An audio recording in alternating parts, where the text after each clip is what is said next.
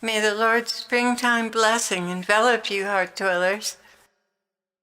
Well, I finally got my little collie puppy, and he is absolutely precious. And today was intoxicatingly beautiful. It's springtime here in Taos, and it's just beautiful. Everything is so green and bursting out. It's wonderful after a long, difficult winter. Oh Lord, I feel springtime all over. Life just feels so good. Thank you, my God, for giving me a touch of springtime and a beautiful puppy.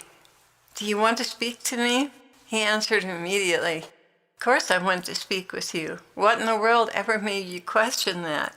I just can't really see you, Jesus. I hear you kind of, but I can't see you. He said, there's nothing wrong with your hearing or vision. It's your faith that's afflicted, and no amount of good works can qualify you for this job. Simple faith, that of a little child, is all that's required. And you do have that, Clare. Yes, and I do want to speak with you about faith.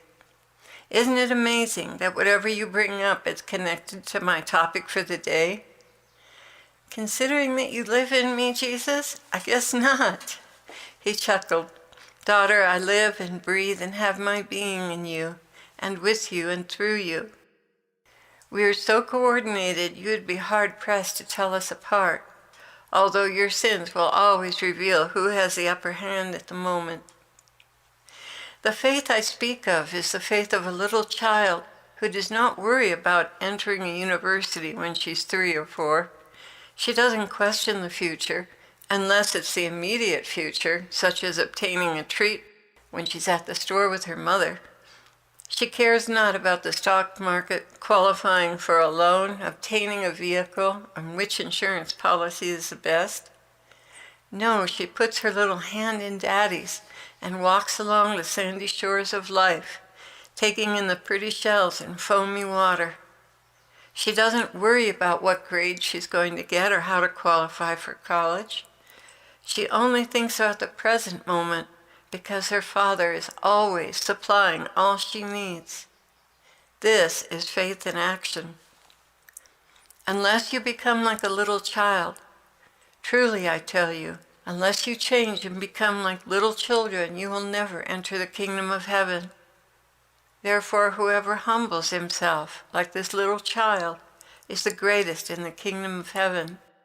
That's Matthew 18:3. It is humbling to be dependent like a child, at least from the world's standpoint. But from where I stand, it's the perfect place to be, totally trusting me to provide everything without qualm or question. When you're dependent, you have no control, no decision-making power, no say in anything. You just take Daddy's hand and walk along the paths of life with him. You see, my children, it is your many insecurities that motivate you to live a certain life. It is your insecurity about the provision of life's most basic needs that corrals you into a place of subservience instead of a position of totally fulfilling all I have made you to be. It is also the fear of suffering, the need for comfort, protection, and acceptance by society. Once you abandon yourself into my arms, you let go of these concerns and place your life totally in my hands. When you are fully released to me, and I am in full control, I can do all that is necessary to guide you into your true mission in life. Yes, there are moments that are scary, painful, confusing, but ultimately, when you trust me, you cease to worry about these things. Unless you become as a little child, yes, abandonment into the arms of your loving Father, your loving Jesus, your loving Spirit, is the key to maintaining peace in the midst of life's contradictions. I have proven myself over and over again to some of you. Others are new to this concept and are proceeding with caution. one step at a time. It is important for you to keep remembrances of the times I have come through for you when everything looked hopeless. These become altars, just as Jacob built an altar after he wrestled with me. They are designated places that are proofs and solid evidences of my faithfulness. It could be a rock with an image on it. It could be a drawing, a song, an entry in your journal. Anything that points to my faithfulness in this three-dimensional reality we live in together. Then when the sky is darkened, lightning is flashing, winds are blowing, you refer to the last time I saved you from disaster.